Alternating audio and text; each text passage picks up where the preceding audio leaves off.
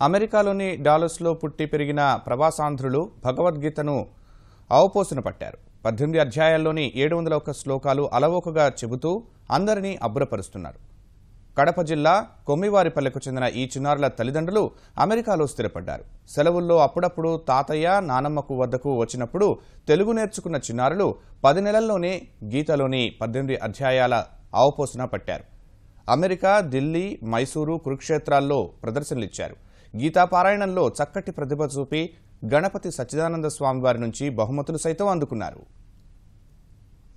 परमात्मने नमः।